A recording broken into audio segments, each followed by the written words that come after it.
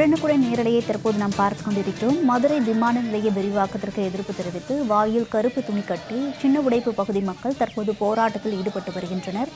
உடனுக்குடன் நேரலையில் தற்போது நாம் பார்த்துக் கொண்டிருக்கிறோம்.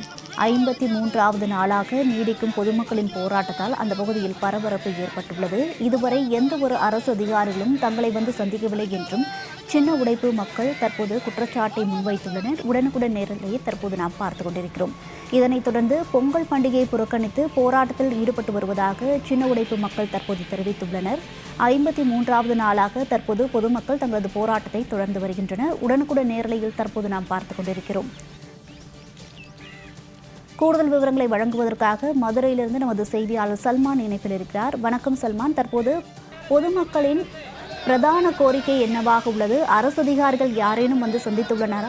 கூடுதல் விவரங்களை பதிவிடுங்க. மதுரை விமான நிலையத்தை 633 ஏக்கர் பரப்பளவில் விரிவாக்கம் செய்வதற்கான பணிகள் நடைபெற்று வருகிறது.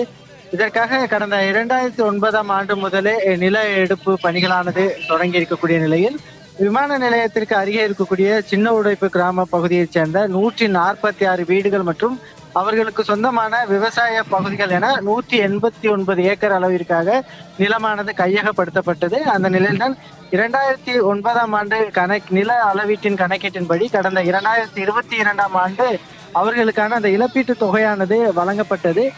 இந்த நிலையில்தான் ஏற்கனவே 2009ஆம் ஆண்டு நில மதிப்பீட்டின்படி குறைவாக அளவிற்கான இழப்பீட்டு தொகை வழங்கப்பட்டுள்ளதாகவும், எனவே தங்களுக்கு 2013ஆவது ஆண்டின் நில மதிப்பீட்டின்படி தங்களுக்கான இழப்பீட்டு தொகையை உயர்த்தி வழங்குவதற்கு நடவடிக்கை மேற்கொள்ள வேண்டும். அதே போன்று 146 குடும்பத்தினர்களுக்கு வீடுகளை இழந்துள்ளதால் அவர்களுக்கான மாற்று இடமாக மதுரை மாநகராட்சி எல்கைக்கு உட்பட்ட பகுதிகளில் 3 சென்ட் இடம் வழங்க வேண்டும் என கோரி அந்த சின்ன உடைப்பு பகுதியைச் சேர்ந்த பகுதி மக்கள் கடந்த 53 நாட்களாக தொடர்ந்து போராட்டத்தில் ஈடுபட்டார்கள்.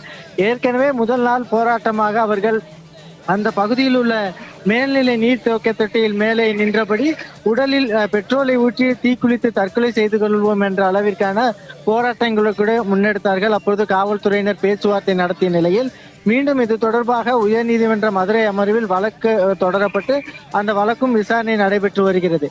இந்த நிலையில்தான் 53 நாட்களாக சின்ன உடைப்பு பிரதான சாலையில் அமர்ந்து அவர்கள் தொடர்ந்து காத்திருப்பு போராட்டத்தில் ஈடுபட்டு வரும் நிலையில் தற்பொழுது பொங்கல் பண்டிகை கொண்டாடப்படக்கூடிய ஒரு சூழலில் முழுவதுமாக இந்த பொங்கல் கொண்டாட்டத்தை முழுவதிலுமாக புறக்கணிக்கும் வகையிலாக அவர்கள் வாயில் கருப்பு துணியை கட்டியபடும் ஒவ்வொரு வீடுகளின் முன்பாக கருப்பு கொடியை கட்டியபடியும் அவர்கள் நூதன போராட்டத்தை முன்னெடுத்திருக்கிறார்கள்.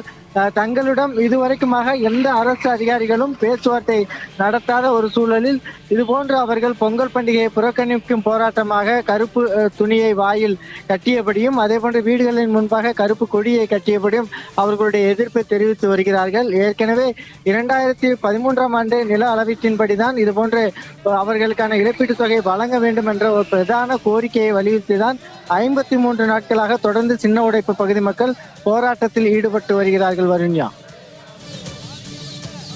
சல்மான், விவரங்களுக்கு நன்றி.